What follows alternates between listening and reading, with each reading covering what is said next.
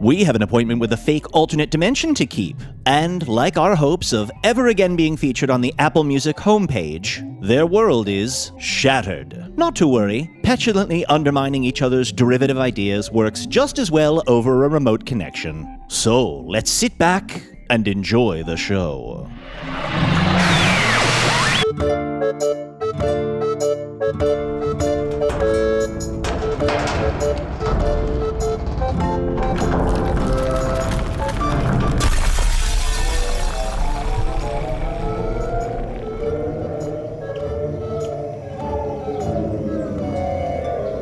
Hello from the Magic Tavern, a weekly podcast from the magical land of Foon. I'm your host, Arnie Niekamp. If you've never listened to the podcast before, this is everything you need to know.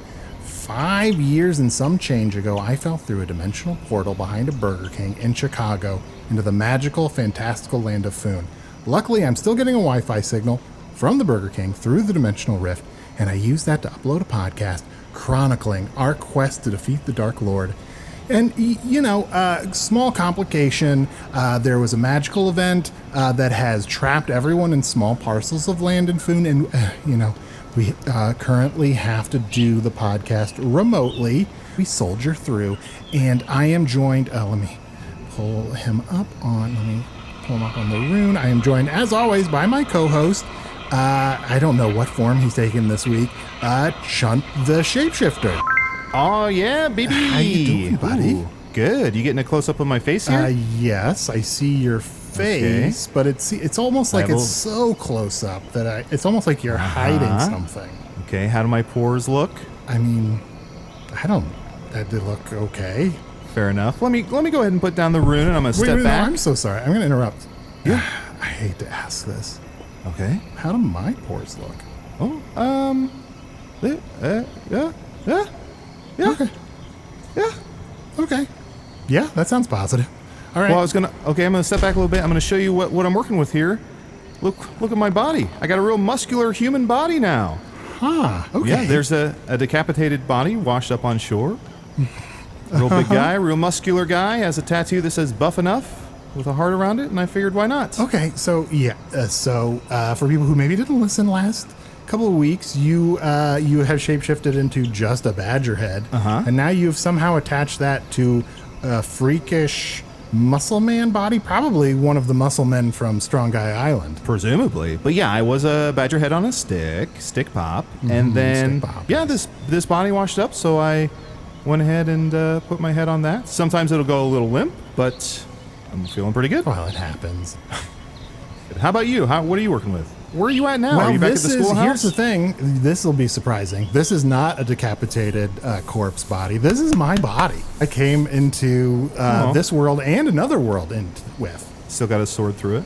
Still have a magical sword stuck. And I think I told you this last week. I've discovered that cut through the walls of the shattering with the obsidian sword. But I gotta say, this takes a lot of work. It is exhausting. Sure, it takes a toll. I haven't moved around much this week. Are you at Rapunzel's castle? Are you back at the schoolhouse? Where are you now, buddy? I am like at a wall a few paces away from the tower. Because you know what? You don't want to just hang. You have someone on the podcast. You don't want to hang around. You don't want to be like, oh, that was great. But hey, let's just spend the week. Let's spend the week together. It's weird. It's awkward. Even if you want to. Yeah, I get it. Is Usidore still around? Speaking of overstaying, you're welcome. Let me bring him up on the rune. My other co-host, Usidore the Wizard. I am Usidore, wizard of the 12th room of Ephesius, master of light and shadow, manipulator of magical delights, devourer of chaos, champion of the great halls of Tarakas. The elves know me as Fiang Yalak. The dwarves know me as Zonin and Hoogstanges. And I am known in the northeast as Gasmanius Maystar. And there may be other secret names. Oh, names hidden in the mists of time that if e'er once again discovered would most assuredly make you bleed from your toenails. Oh, that would be bad. Hey, Usidore, look. Yes? Little badger head on a big buff body. Oh. Flexing on the right and the left. Oh, where did you get that big body? Is that a tumor? No, I don't think so. That is not a tumor? It's not a tumor. Usidore, it's not a tumor. I was a little slow. I blame the delay on me being slow on that one. All right. No, this big buff body washed ashore. Chunt, I gotta say, you're adorable little badger head on a big, like, overly muscular body. I feel like I've seen fan art like that, and I have scrolled past quickly. Well, let's hope some more pops up. I have wonderful news to share with the two of thee. I have been working. Have you solved the shattering? No, not that. I have other wonderful news to share with thee. Oh, have you figured out a way to defeat the Dark Lord? No, still working on that. You're a dad? No, I have sort of interesting news to share with thee. Okay, well, we'll decide that. Just say you have... It's like if I were to say, hey, I have a funny story. I should just say I have a story. You guys will decide if it's funny, right? So don't say I have an interesting set of news. I don't know, but I feel that puts a burden on me to like give you critiques and notes in response to your story. I have something to say. Okay. Thank you. There you go. I have been spending all week examining Rune and learning its many intricacies, and I have discovered a way to continue recruiting for my quest against the Dark Lord, and I have found waiting rooms here in Rune that allow me to speak to mages and dwarven miners and kobolds who specialize in creating machinery and weapons, all manner and class of adventurers who wished to defeat evil. Usidore, are you all right? There's something going on with your breathing. There is? There's some sort of new sound coming out of you. You know, I feel like every 20 or 30 episodes you add a new sound in there. Well, do you have... Oh, buddy, I think you have awake apnea. I have awake apnea? Oh, yeah, that's it. That's it's coming out. Signs. It's coming out now. Even worse. Can't even say it right. Well, I'm sure that I've always sounded exactly like this. Ooh, once we called it out, it got worse. Arnie, let's not mention it anymore. Yeah. Oh boy, never again. If you're listening, don't even put it on the wiki. But aren't you excited? Aren't you excited that perhaps there may be some new adventurer willing to join my quest in these dark times where each of us is trapped in some crystalline prison, waiting, biding our time till 'tis time to once again defeat and rise up against that Dark Lord. That is great news. Congratulations. Oh, thank you. Yeah, I will admit it's a pretty good segue to bring on the guest. Oh, thank you. I will. I can do that if you like. I was right before we joined and started the podcast. I was in a room full of rangers, and there's some very interesting folk there. Although it seems to have thinned out a bit. I think they were wrapping up their time. I always forget which ones are rangers, but you know what? We can ask him about. They're the ones that protect the parks, or those are walkers. Walkers or rangers? There are park rangers, yes. They specialize in protecting the forest lands. But a ranger is a devilish swordsman capable of great feats of strength. They also know nature and tracking, and they can live in the out of doors, and they commune with nature, but they are also deeply brooding and full of mystery. Oh, great. Let's bring him on, and I'll ask him to explain what a wizard is. Well, very well. Let me add him in here to our chat here. Aye, friend, speak forth thy name and be known. Hello. It is I, Karktur of the Tumult Valley. Thank you so much for having me on the show. Oh, it is a pleasure to have thee. I am so excited to be meeting a new class of adventurer. We've never had a ranger on the show before. Yeah, somehow. You've never had a ranger on the show? No, I don't know that. You know, I haven't, until recently, I haven't traveled much, and I haven't met a single ranger. Is this like the 4th episode of the show? How have you not had a ranger? Is it real early in the run of the show? About 250-ish. Somewhere 250? in that, yeah, somewhere in that range. 250? Yeah. Not one ranger. Not one ranger. They're just not on our Puts radar. pressure on me. I feel like I'm now representing my whole class. That's a lot. Oh, well, that's all right. I'm sure you're an excellent ranger, and I would be happy to have you join my quest to defeat the Dark Lord. I'd be happy to join up. Should warn you, I mean, I love a good adventure. And I think if you asked amongst the rangers, they'd say I'm not going to claim that I'm the most veteran ranger, but I think people see a lot of potential in me, and I could add a lot, but I should warn you, just good faith. Mm-hmm. There's a little bit of drama in my life right now. Oh, okay. So if you take me on, you may also be taking on that drama, which is not to say that it couldn't work. And Lord knows, especially in these times, work is work, and I'm happy to do it, but I don't want to pretend that... I mean, I told you, I'm from the Tumult Valley. Everything in my life is generally tumultuous. Of course, by right nature. now, of course, things are a little tumultuous for me, which is on brand for anybody from the Tumult Valley. I hate to fit the stereotype. Sure. Well, the Tumult Valley has seen such upheaval over the years. It has been very difficult for folks such as yourself to have consistent and happy, fruitful lives. I mean, there have been at least, 17 kings in the last 20 years or so? Wow. Yeah. There's actually been 17 kings in the last 11 years. Ooh. We're averaging more than one king per year. Some of that is obviously because of coups and people being overthrown. Other is brutal, unexpected deaths. Some of them at large public events where we all gather to celebrate. That's got to be traumatizing. Oh, trauma. It's funny because people ask me to describe my hometown, and any of us who grew up there. You guys have already said traumatizing and upheaval, and those are probably the words that come up most often. I will say the Badgers know Tumult as Coup World because there's so many coups, so we just call it Coup World.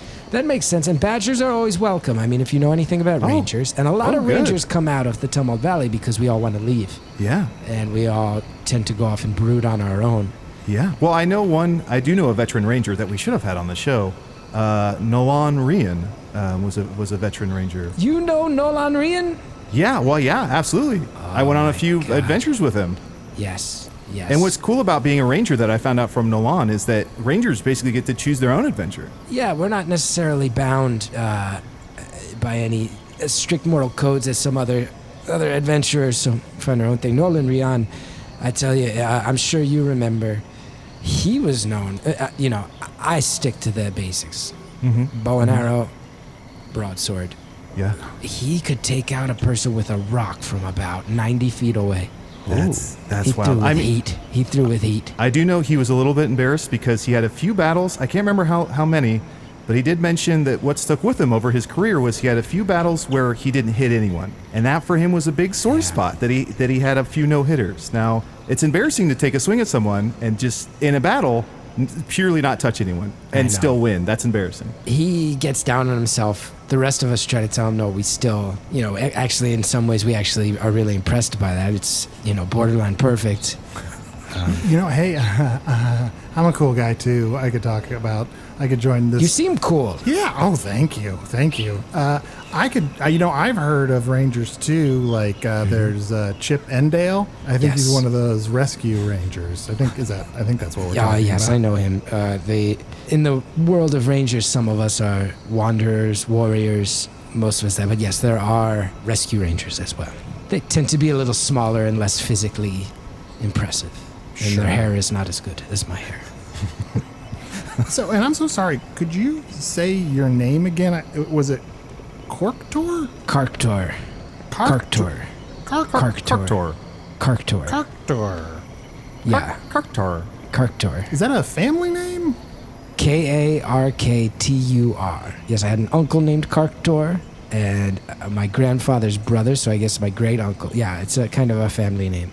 Classic passing the name down through the uncles. Probably my uncle would have named his son Karktur, but he only had girls, so Karktur not to a me. good girl's name. And I hate to generalize in that way, but it just doesn't seem like a great girl's name. No. A lot of hard consonants. And I have to ask, this, I may be wrong, and this may be offensive, but is that the past tense of cockatoo?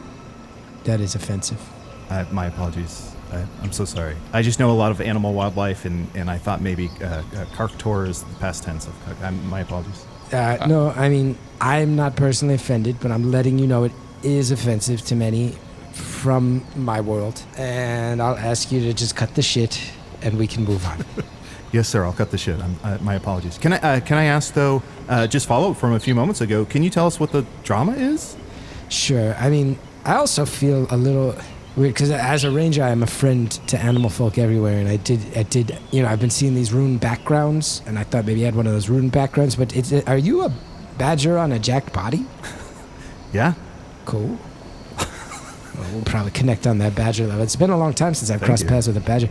Yeah, so the drama, and it could just get in the way of an adventuring party and our goals. Okay, so you may know that very often rangers are more comfortable with nature than with man. We spend so much time in the woods, the forest, that oftentimes we lose touch with our ability to even connect with fellow humans. And what happens is we often connect with animals. And for many years, I have had an animal companion, Onus of the Fallen Ramfolk. I'm sure you've heard of the Fallen Ramfolk, right? Oh, the Fallen Ramfolk. How sad. Yeah. Yes, I have heard of the terrible curse, but I don't believe Arnie knows of it. Arnie, do you know of the Fallen Ramfolk? Let's see here. I don't think I do. The Fallen Ramfolk were some of the only four-legged creatures in the realm that could speak. Which was actually very impressive. There's a little bit of a four-legged bias I find in the world where people just assume four-legged creatures can't speak, and they could speak.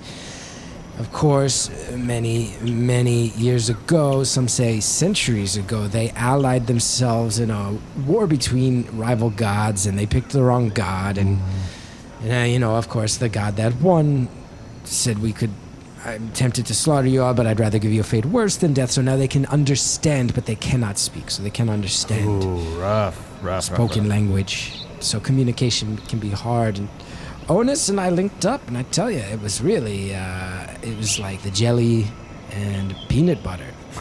I hate to backtrack a little, and far be it from me to quibble with a god, but is that a fate worse than death? When you are some of the only four-legged creatures and everybody who meets you is like, whoa, these rams can speak. You're bucking every expectation I've ever had of meeting a four-legged creature. And then that's taken away, and you're just treated like regular rams, but you're sitting there in your head going, no, I understand every word you're saying.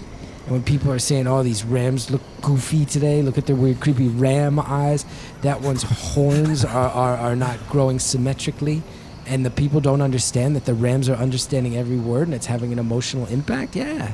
I'd rather be dead. Every single word. It's a tragic tale, Arnie. Arnie. Oh, wait, no, I'm so sorry, and I need to know this. This is very important. Is this all rams in Foon? No. Most rams are just what you think. They're just rams. Okay, good, because I've said some fucked up shit to some rams. Every once in a while, though, one of these rams is of the fallen ram folk, and they just kind of mix in with the regular rams now. Imagine if you looked and behaved exactly like a creature that had no intelligence, and no one ever understood that you had intelligence and treated you as such. It would be frustrating. Maybe it's not a fate worse than death, but it's certainly irritating on a daily basis. That's why whenever I meet a ram, I watch it for a while to see if it's rolling its eyes. If it seems like, oh boy, then I'm like, that ram probably knows what I'm talking about. Yeah, they typically, being a shapeshifter who's typically an animal, there is a common saying which is, you pal around with fauna, you're going to have some drama. And I know that deities have had these curses on many species, not only the ram folk, but also the martial folk, who was formerly a ram.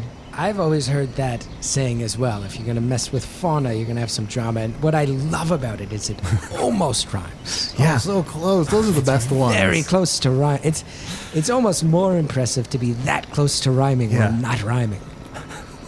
A lot of people, when they come around a group of rams, Arnie, in this world, you will find that they will say, if any of the rams understand me, walk backwards right now.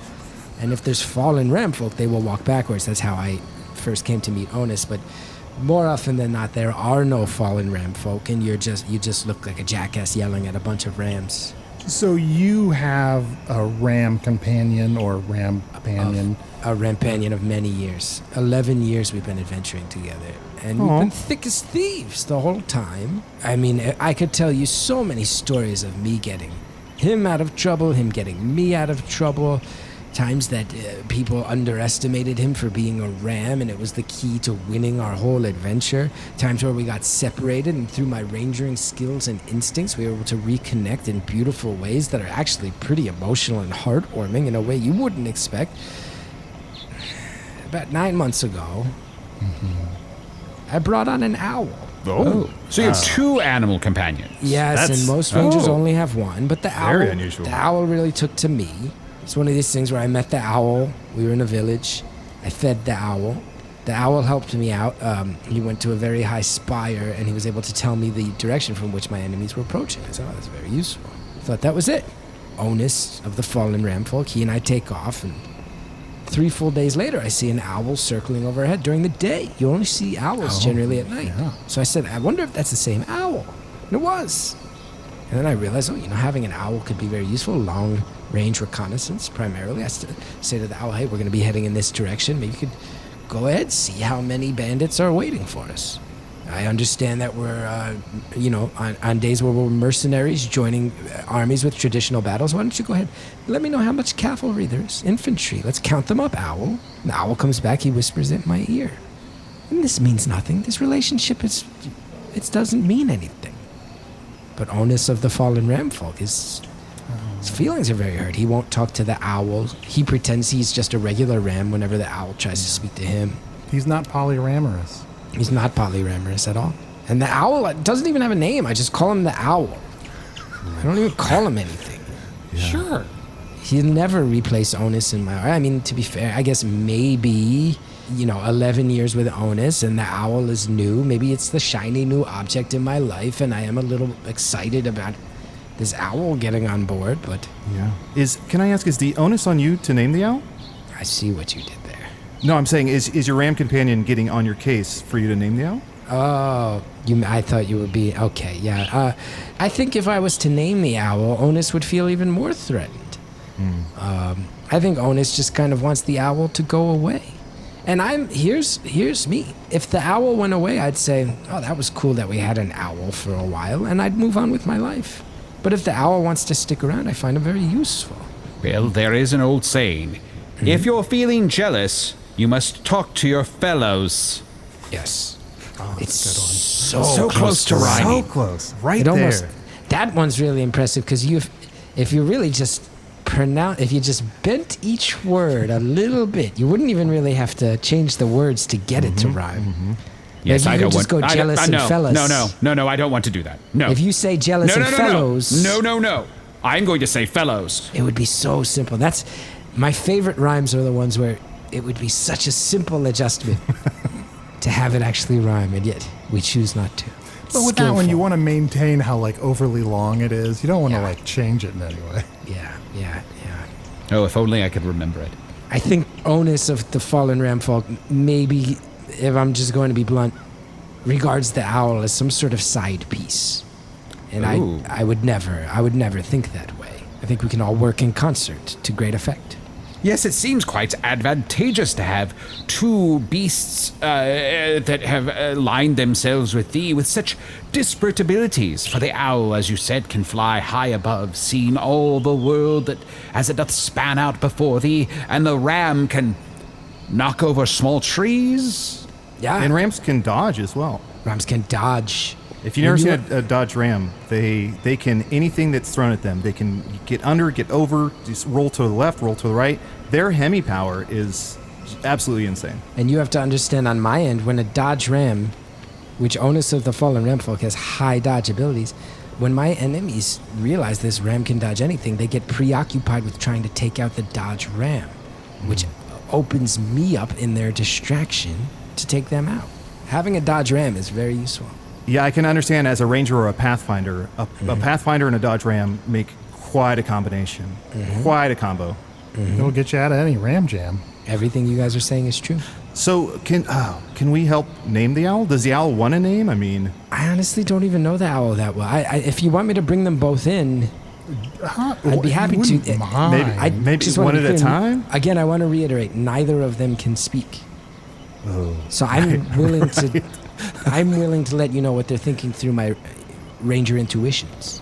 I mean, it probably will be bad audio, but I'm still curious. So just to be clear, you can ask them questions, and then I will answer, even though I will also have parts of the conversation that I want to say on my end, and I'll do my best to delineate when I'm reflecting Onus of the Fallen Ram folks' opinions, or the Owl's opinions, or my own, but this could be a very muddled and confusing experience. Can I ask, and I don't want to, I want to avoid spoilers, but are you going to, do a voice, just for us, just so we know, Yes, how do we delineate?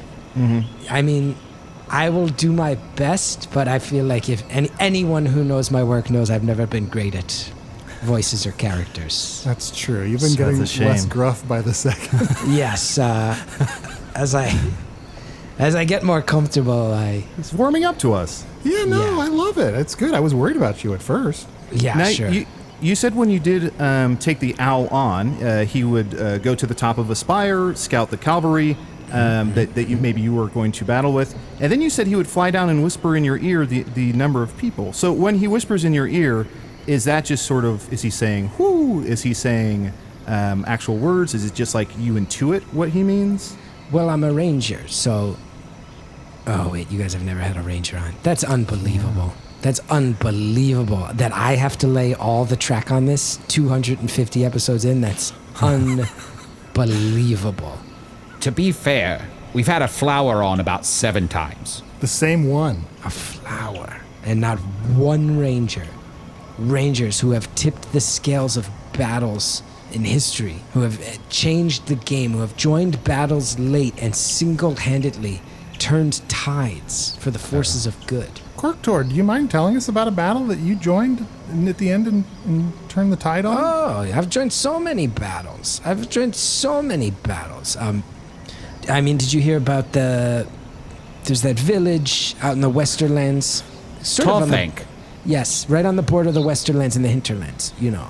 Oh yes, Tallthank. You were at the Battle of Tallthank? I was at the Battle of Tallthank after the siege. I helped them break the siege. How impressive. I am very impressed. What an amazing story, the Battle of Tallthank. Actually, I mean, if I'm being totally honest, here's how much credit I give to my companion. I feel like I got a lot of credit for breaking the siege. Onus of the Fallen Ram folk had more to do with it than I did. But just my ranger abilities to communicate with him, bring him to my aid, is what I brought to the table. But Onus of the Fallen Ram folk is the one who eventually smashed through a barricade. He was shot by 7 arrows, and yet he never stopped.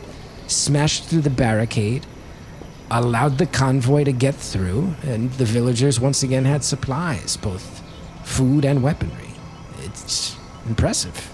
Well, that is the impressive. best. And the owl could never do that. No. Just fly Very above true. the siege and be like, all those people are hungry. So Onus is good at dodging, but he's also good at charging. Oh, yes, he's a real charger. Oh, okay. He's a real charger, yeah. I have to admit, I'm a little squeamish when it comes to battles. If I saw a ram struck by several arrows, I'd be like, ew! Yeah, he just keeps going, though. This ram can take a licking, and he keeps on kicking. You can put him anywhere. He can get through mud. I hate that saying. It actually rhymes. Is he like 4 feet by 4 feet? Is it like a ram 4x4? Yes, he's a 4x4, yes.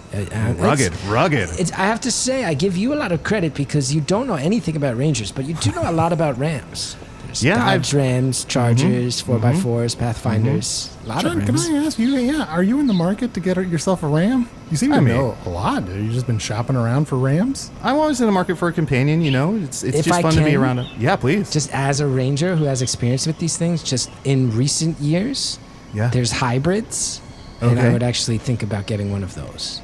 Okay, so that's like sort of what I am now, which is a badger head on a big old human buff body. Yes. Okay. They're mostly rams, but they're mixed with goat, and they're great for the environment.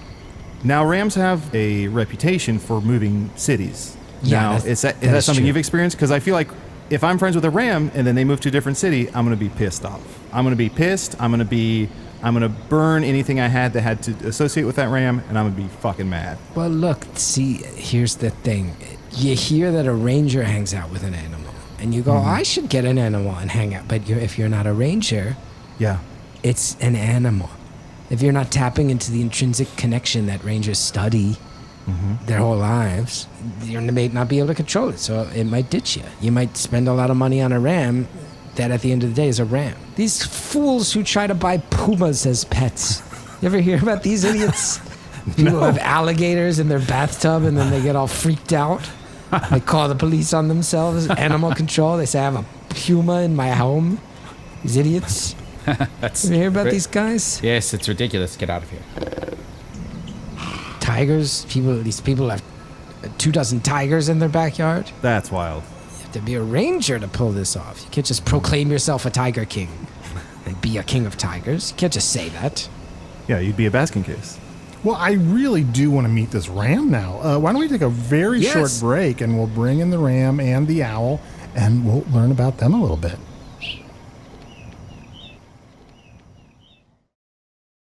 Fly, you fools!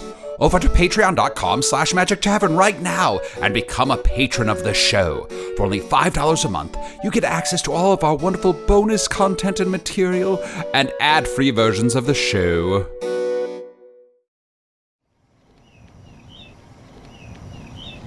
Okay, I'll say, just to let the listener in, it took a little while to get that ram and owl in by the rune, but I'm very excited to learn more about them. Well, yes, because I would bring Onus of the Fallen Ram folk in, and then when I brought in the owl, Onus would leave. And then I'd ask the owl to step out for a second, I'd talk to Onus, and then the owl would come back, and it almost started to feel like one of those logic puzzles of how do you get the fox and the rabbit and the cheese across the river, and then you spend We met that farmer. Oh, I've heard that it's really annoying, because that's the only story he has. He's just always telling about the time he got the fox and the rabbit across the river. You know, I'm not a ranger, so I'm not as keyed into the nuances of ram and owl communication. Yeah. You know, to my uneducated eye, it just looked like a ram just wandering around and an owl just sort of flying in and out of the place, and you kind of talking at them a little bit. But again, and hence why all of us rangers are so often underestimated. You might say, oh, I'm fighting a knight with shitty armor. Oh, but there's also a few mice running around. That's weird. And you don't even realize that those creatures don't see each other as that the human and the mice have. And all of a sudden, the mice are crawling up in your pants and they're nibbling on parts of you that you don't want nibbled. And all of a sudden, you've opened yourself up and thwack, you've been beheaded by a ranger. Maybe that's what happened to this guy. Flex, flex, flex. That is not a tumor, by the way. Oh, it's not a tumor. Should we meet? I feel like we should meet the ram first, right? Because you've been with him for 11 years. Onus of the Fallen Ram folk. Meet the guys. Guys, this is Onus of the Fallen Ram folk. I should remind you guys, you can ask any question you want. It's mostly just going to appear like he's staring back at you. Oh. Right. And if you're like, okay, I get what he's going for, we can just come. But if you need me to kind of translate, I'm happy to do so. So what's his? I guess before we address him directly, what's his ability to sort of recall information? Like, how much RAM does he have? Pitch perfect. Pitch perfect. So his sort of memory. Random access memory is 100%. Yes. Oh yeah, and it's been upgraded over time. Wow. Oh wow. Upgraded. Yeah. Back in the early '90s, it was like you'd work with a RAM, and every 11, 12 minutes, you'd have to just stop and kind of re-download the information. And I don't know if you guys remember that solar event Pentium. That really changed a lot. That changed a lot of RAM. It's a lot to process. Yeah. Now this RAM is, every RAM is pretty much a processor. He's a RAM processor. But what about his mother, his ROM? Like, how's his ROM doing? He hasn't seen her in 11 years. Part of why he fights alongside me against the forces of evil is that his whole was slaughtered and eaten. Which doesn't usually happen to rams. It was pretty vindictive. It was actually pretty vindictive. You see a goat get eaten, sheep certainly. But for a ram to see marauders eat his family just because they were pillaging. And go ahead and pillage. You're a marauder. It's what you do. But don't eat rams. That's a weird animal to eat. He broke free and he's been seeking vengeance ever since. He has every right to. Well, let's meet him now. Onus, can you step in front of the room? There he is. 'Tis a pleasure to meet thee and make thine acquaintance, Onus. I am Usidore, the wizard. This is my friend Chunt and my other friend Arnie. Arnie, don't be rude. Interview him. Oh gosh, I don't know. Like, what is a good ram question? Yeah, we've already burned through a lot of the rams. We burned through a lot. Oh, what else? something tore us apart. Bow? Is there like a ram like his rod? boyfriend? Ramrod? His Rambo? Or like Kurt Warner? Onus, let me ask you a question. I, Usidore, want to know, what drives thee to fight evil? Did you guys catch that? I Or can did tell you? he's thinking about it. Yeah, no, I mean, he already said it. Did you need me to? Oh, yeah, I didn't get it. I didn't get it. Yeah. I could see something behind the eyes, but I couldn't really... Yeah, no, I got it totally. So you had asked what drives thee to fight evil. And To fight evil, yes. Yes, his answer was, I believe Karktur just told you my family was eaten. And I'm Right. Right. So he was kind of pissed. Well, He's but you know, pissed, sometimes you have a kind of- tragic event in your past. Yeah, sure. And that starts you on your hero's journey. And then over time, you know, it can't really sustain that forever. Sure. So you have to get to a place where perhaps you put those things behind you and you make peace with them, and then something drives you forward. So I thought perhaps, Onus had put this petty revenge behind him. Yeah, let me ask him. So is that still what's driving you, or have you had any further motivations over the past 11 years? Did you guys get that? Nothing. No, absolutely. He said now at this point he just sort of likes the taste of human blood. Oh, Yeah. boy. That's a good motivator, and I don't disagree. Is that something that you'll give him a few drops just to appease? Like every once in a while you'll cut your finger and let him have at? This is a very personal question. I'll rescind that. Then let's move on. I mean, yes, we've done that. It's part of our bonding. Of course. But it's not weird. If you knew Ranger, I mean, it's on you guys that you haven't interviewed a Ranger in 250 episodes, but it sounds weird. It's not that weird. I see. So it's pretty common. Blood suckling is. Yeah, pretty there's a common. lot of rituals. There's a lot of rituals. Onus, what are some of your favorite rituals? No. I know he's I'm not getting anything. To you guys, it looks like he's just looking at you, but he said a lot, yeah. He said he loves the moon ritual. He said he loves the harvest ritual. He said he loves the rituals that occur every time a baby ram is born. He said that one is one of the main ones that make him miss being part of a pack of rams. There have been a few occasions over the years where we've been near other rams, and he's been able to go and join them and live some ram life before our next adventure starts. I think I'm not trying to put words in his mouth. As you heard, he didn't say this, but I think the birthing rituals have come to mean more and more to him in his old age, as he sort of wonders if he does ever want to retire and have a family. So yeah, harvest rituals, birthing rituals, moon rituals are cool. Because, you know, we get blasted. He said all that with that look? Yeah, he was talking for a while. Arnie, why don't you ask him about the owl? I don't want to do it. He likes me. Oh, ask Onus about the owl. Why am I always the one that has to ask the questions that make the guests mad? Because the ram likes me. Oh, okay. I'll smooth talk this one. It'll be okay. So, Onus, I hear there's a new owl in your life. How do you feel about that? Did you guys catch that, or did you need me to... No, I No, kind of. didn't. No. Just assume we always need an interpretation. If we ever do pick up what he's putting out, we'll absolutely speak up. Okay, I'll try to remember that, but sometimes I forget You things like seem. that. So I will say you seem surprised every time that we I don't. just sometimes forget.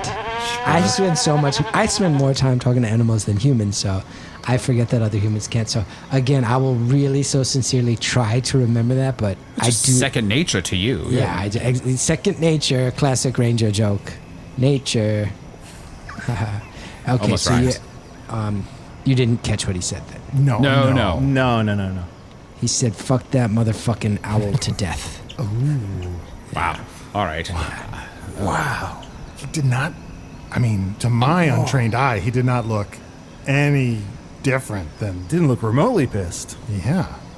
Maybe slightly horny, but yeah, I did not pick up on pissed. Yeah, I mean, I'm a ranger. You guys, if humanity could just get back in touch with the subtle nuances and rhythms of nature and what she's trying to tell us at all times, we'd be in a lot better shape. But I'm not going to go on a big soapbox about that. But just trust me, that's what he said. I'm a ranger. Can we check in with the owl? Sure. Just to hear his side of things. Yeah, And sorry, not to assume. Was it a male owl? Is that what you said? it's a male owl. Yeah. It's a male owl. Okay. Yeah. Go ahead and put him in front of the rune there. Hey, buddy. How's it going? I love birds. Okay, this is me, Karktur, just reiterating. I just want to make sure that your opening question is, hey, buddy, how's it going? I just want to make sure that's what you want to go with. I mean, I can adjust, but is that not... No, I mean, I'm happy to pass that one on, but I just want to make sure that that's the hard-hitting. Should I make the talk smaller? No, let's go with that. I mean, if you can make the talk smaller somehow... Here, okay, let me, I'm going to shift gears a little bit. I'd love let's to see that. Shift gears from the ramble. So let's say, how about this crazy weather? Did you guys get that? No. No, it's the same. It's kind of the same as with the ram. I figured maybe some of you knew Owl better than Ram. That's my bet. No, That's my both. We need it for both. I think, in all honesty, I think I picked up on it. You did? Oh. Yeah. Did you want to... From what I could, bits and pieces here and there, from what I could discern from what he sort of hooted and his body language, he was trying to say that when you're an owl, it's always cold, because the higher up you go, the colder it's going to be. So he kind of said when you're an owl, it's always cold. Is that right? Nailed it. Huh? Got it in one. Wow. He also said windy too, but I don't expect you to get everything. He said been a little windy too. Also, just so you guys know, when the owl warms up to people, he tends to get very flowery and talkative in his speech, so just brace yourselves for that. Oh, okay. Oh, and I think he just made a joke. Did you hear that? I did. I'm so psyched you heard that joke. Did you want to reiterate that setup and punchline that the owl just threw down with? I mean, you brought it up.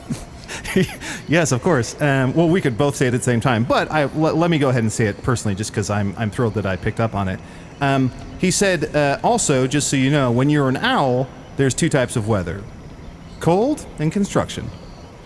It's an owl humor. I don't get it. I think Karktur, would you translate what that joke means? That joke speaks for itself. Well, he's kind of, I think what he's implying is that, he's an animal, and mankind or other kinds of creatures tend to build quickly. You see a village pop up overnight. You see a road that people might adventure on being repathed. Yeah. So he's kind of saying that there's two, from the owl's perspective, there's two seasons, which are construction and winter. Yeah. As in, things are being built, or else it's too cold to build. And one thing that's really heartening for me to see, because again, I spend more time with animals than man. I'm really glad to see that both humans and owls agree.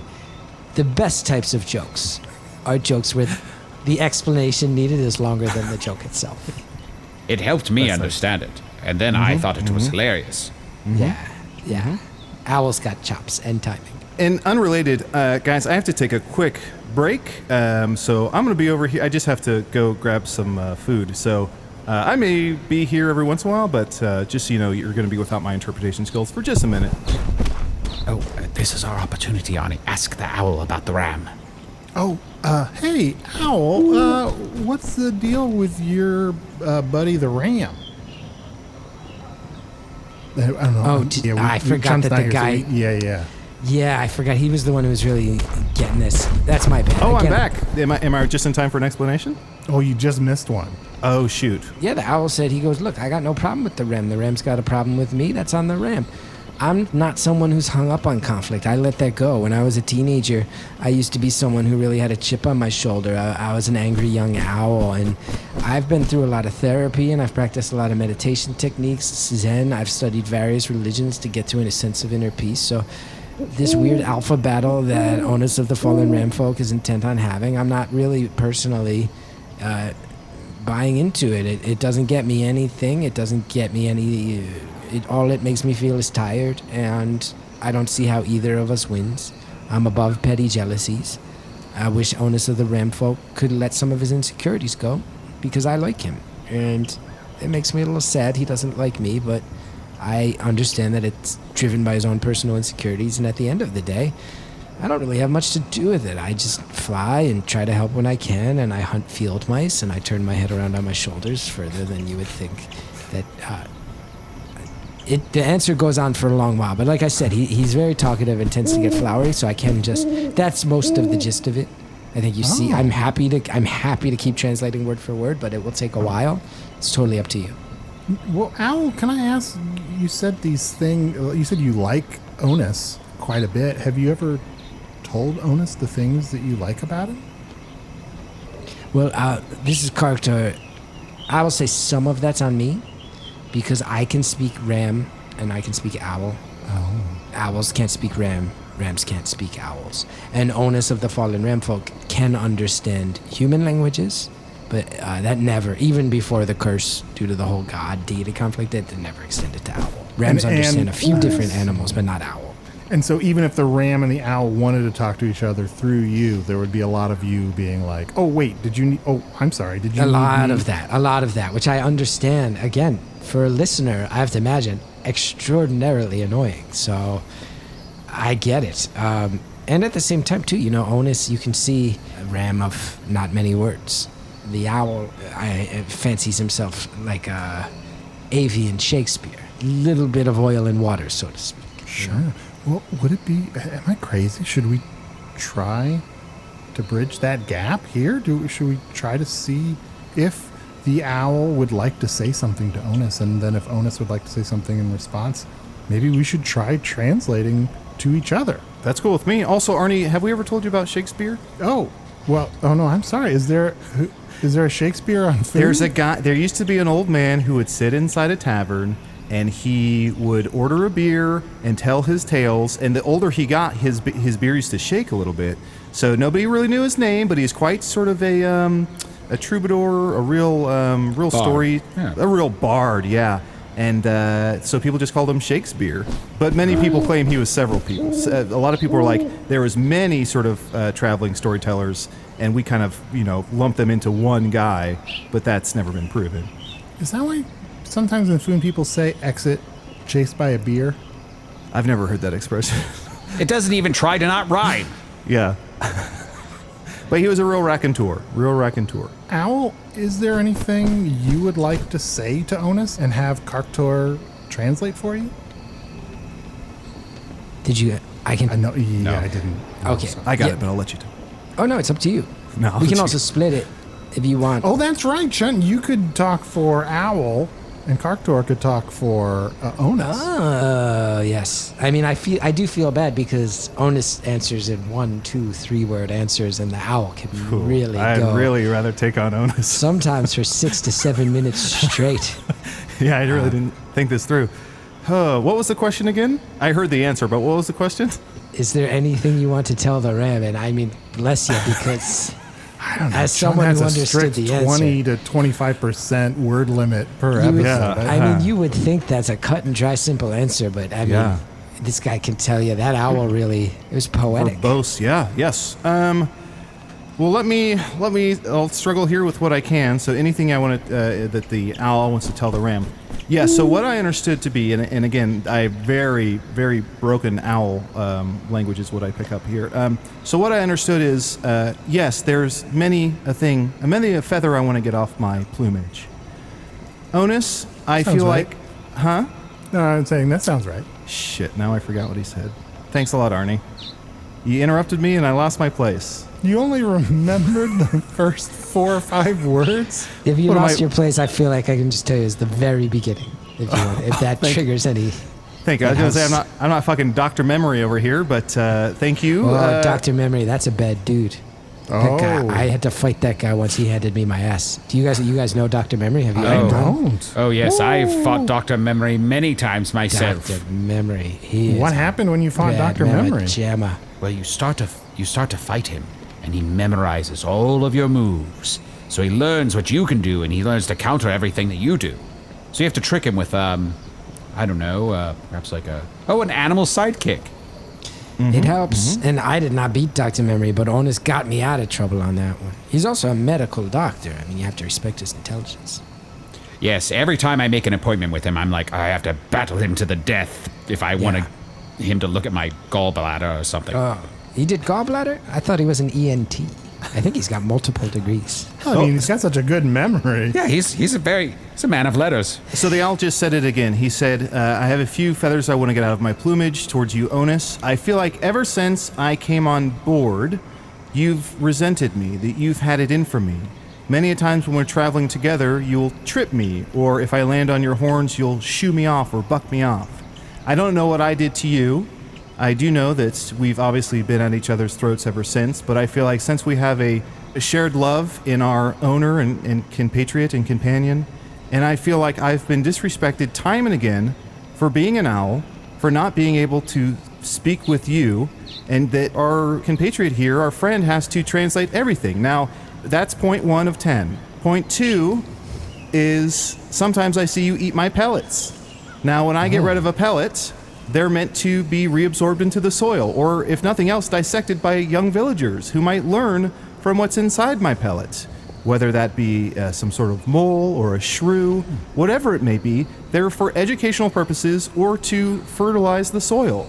But you're gulping them down like they're candy, my man. Where do you guys hear the next 8? 2. And the next 8s all coalesce into one big problem, which it goes back to point 1. You disrespect me. I'm sorry, I have to interject here. Now, I wanted to be fair-minded about this and give Onus an opportunity to respond and get anything off of his horns that may be bothering him. Of course. But to trip an owl, that just sucks. How often is an owl walking around and then you decide to trip it? I think that is bad form.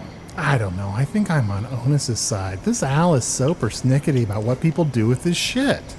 Get over it. Well, how would you feel if somebody gobbled up your shit, Arnie? I don't know. If you're a shit eater, and I mean this, listeners out there who happen to be a shit eater, have at it. You know what? I'm actually going to retract that. You are going to regret that. It's a little bit more vomit, right? That shit. A little bit more vomit. Anyway, what's the question for Onus? Onus, having heard that the owl really likes you, but would like to be respected by you and be considered a member of this ranger party, how do you feel knowing that the owl has some respect for you and only wishes respect in return?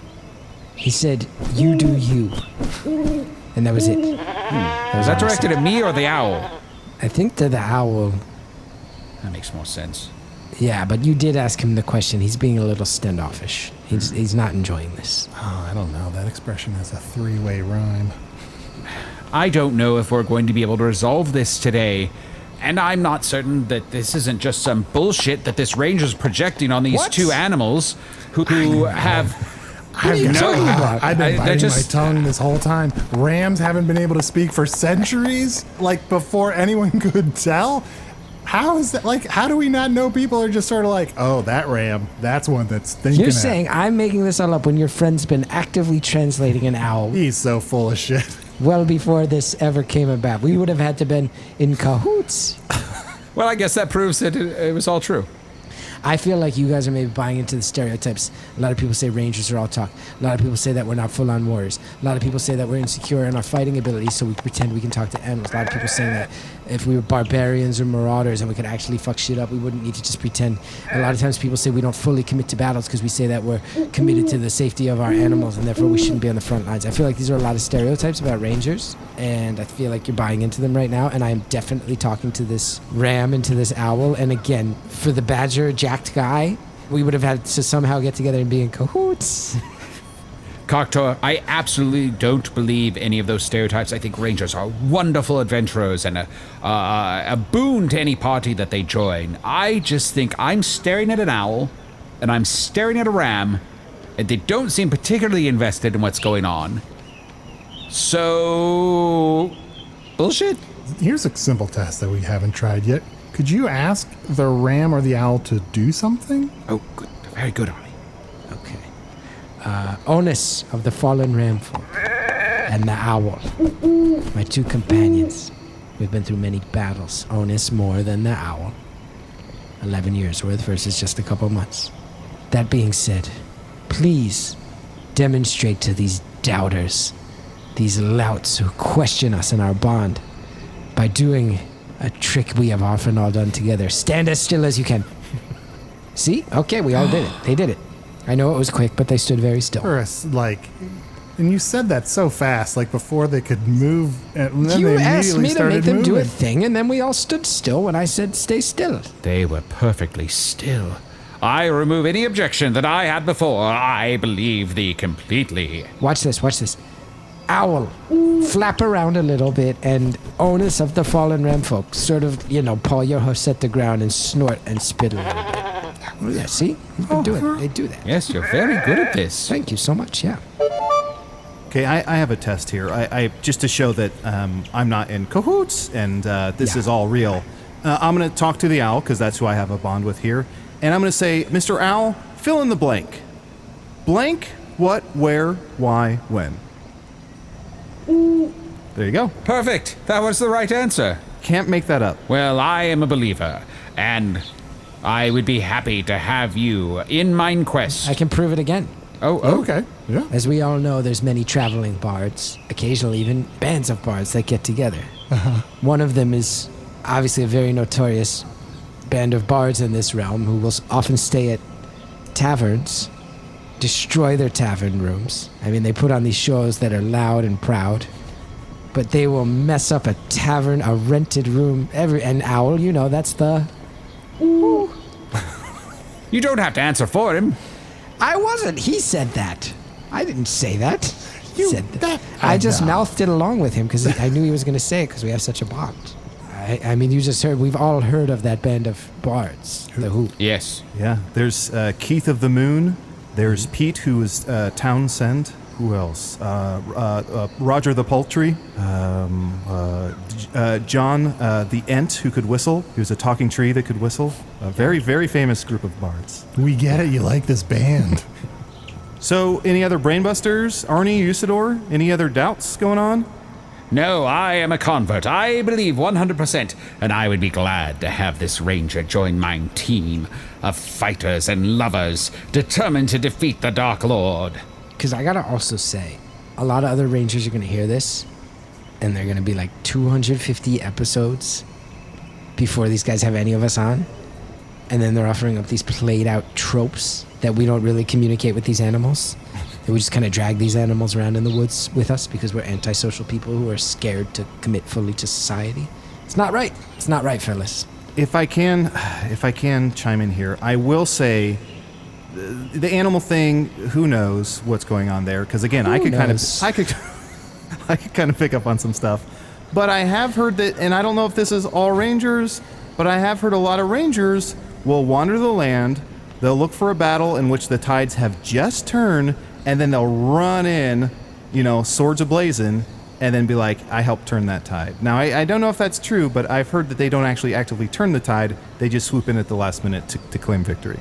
It's a very popular misconception, but what a lot of people don't realize is that if a ranger's charging into a battle at the end, it's because he's been doing a lot of unseen work the whole time, laying a lot of track, making that run-in at the end possible. I believe you, but I have also heard this rumor that Chunt mentioned. Although I heard it as a saying. It said, Rangers like to ride that battle tidal wave. Yeah, Does that make sense? It almost rhymes. That one is like actively avoiding rhyming so hard. Well, one of the syllables kind of rhymes, but it's like four syllables too early to rhyme. Yeah. You could still stop at the rhyme.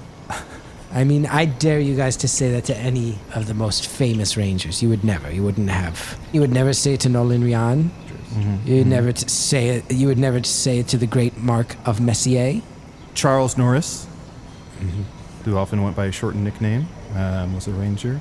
And you mentioned laying track as a ranger. I will say Nolan Ryan laid a lot of track. He was sort of known as the Express, and he would lay a lot of track, and you don't stand on the track when the Express is coming through. There's, of course, Rick.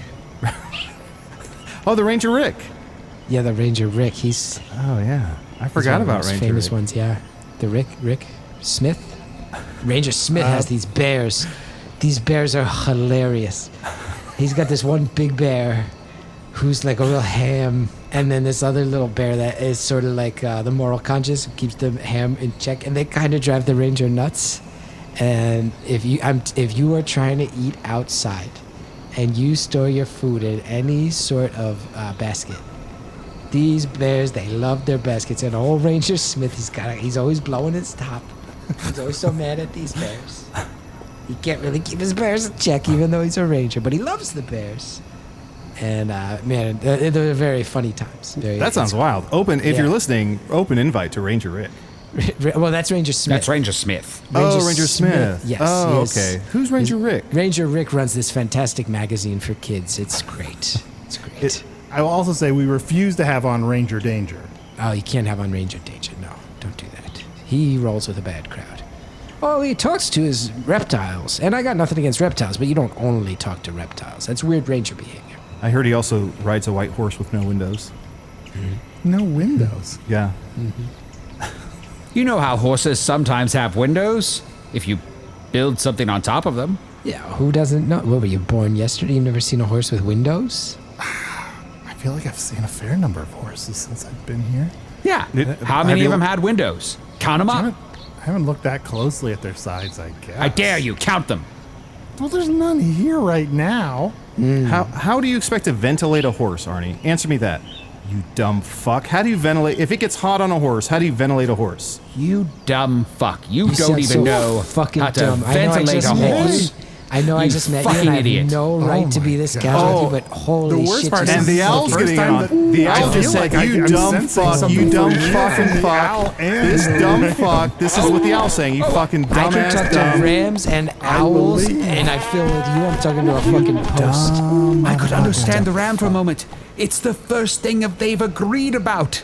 The owl and the ram agree that Arnie is a dumb fuck for not knowing how to ventilate a horse. They're hugging, they're hugging. Oh, this is wonderful. They've bonded over you, you dumb fuck. Wow. Wait, what's that? The owl? The owl, he finally picked a name. Did you hear that? No. What is it? His name is Arnie is a dumb fuck. I bet it sounds better in owl. I'm sorry, I'm crying. That's such a beautiful name and such a beautiful moment to behold. Yeah, it really does sound... It's lovely rolling off the beak. It's a little harsh off the human tongue. Arnie is a dumb fuck. But in owl language, oh my god, it's like the phrase cellar door. This took a real turn. This is a fate worse than death. He just looked at me and he said something more. He said, to us three, to the badger with the jack body, to the wizard, and to Arnie, if you ever need my assistance, just scream, Arnie is a dumb fuck, and I'll be there. Thank you for that offer. That is such a beautiful joke's on him because he's going to accidentally be called into action a lot.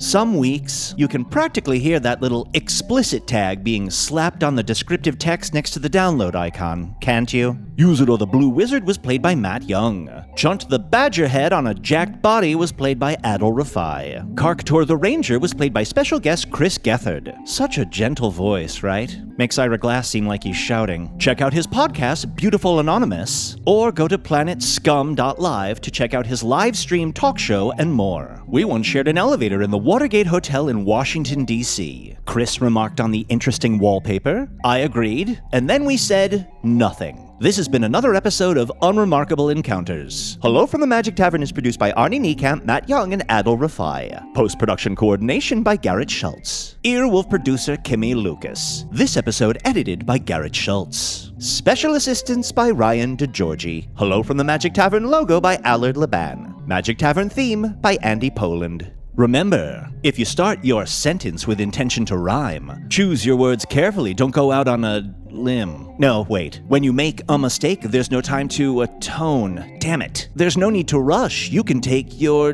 gingerbread house. Well, now I'm just self-sabotaging. This is harder than I thought.